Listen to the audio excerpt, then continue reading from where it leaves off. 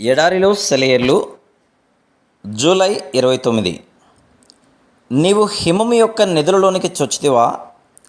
ఆపత్కాలము కొరకును యుద్ధము కొరకును యుద్ధ దినము కొరకును నేను దాచి ఉంచిన వడగండ్ల నిధులను నీవు చూస్తివా?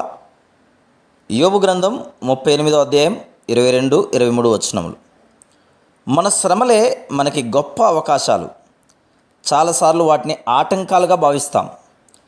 ఇకపై మనకొచ్చే ఇబ్బందులన్నీ దేవుడు తన ప్రేమని మన పట్ల కనపరచడానికి ఎన్నుకున్న మార్గాలని గుర్తించి ఆయన సన్నిధిని ఆ కష్టకాలంలో మనం వెతికినట్లయితే మన జీవితమంతా విశ్రాంతి, ప్రోత్సాహం, వివరించలేనంత శక్తితో నిండి ఉంటుంది.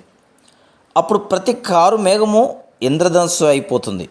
ప్రతి పర్వతము మన స్వర్గారోహణకి దారినిస్తుంది. మనం ఒకసారి వెనక్కు తిరిగి మన జీవితాలను పునరావలోకనం చేసుకుంటే మనలో చాలామందికి ఒక విషయం స్పష్టమవుతుంది.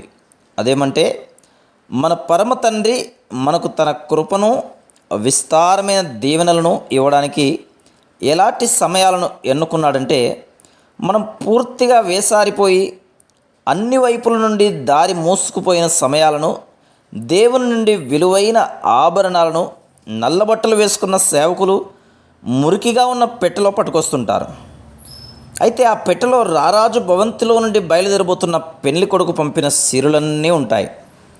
చీకటిలో ఆయనపై నమ్మకం ఉంచండి. మనకు అర్థం కాని సంభవాల మధ్య నిశ్చలమైన విశ్వాసంతో ఆయన్ని గణపరచండి.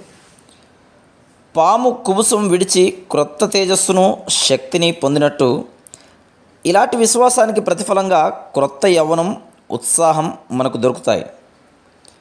దేవుడు చూసినట్టు రేపులోకి మనం కూడా తొంగి చూడగలిగితే ఇప్పటి ఈ దుఃఖం మనల్ని ఏం చేయదు. ఆనందాలు ఎదురు చూస్తున్నాయి, దుఃఖాలు తెరమరుగవుతాయి. దేవుడికి తెలిసినట్టు రేపులో ఏముందో మనకి తెలిస్తే చీకటి వెంట వెలుగొస్తుందని, మసకదారులు రాజబాటలు అవుతాయని, ఏం చేస్తాయి ఇప్పటి ఈ కన్నీళ్ళు మనల్ని? ముందేం కానున్నదో తెలిస్తే బాగుండు అంటాం, కానీ ప్రేమతో దేవుడు దాన్ని రహస్యంగానే ఉంచాడు. తెలియదు కాబట్టి మరింత దృఢ సంకల్పంతో నడవాలి ఆయన వెంట. Praise the lord.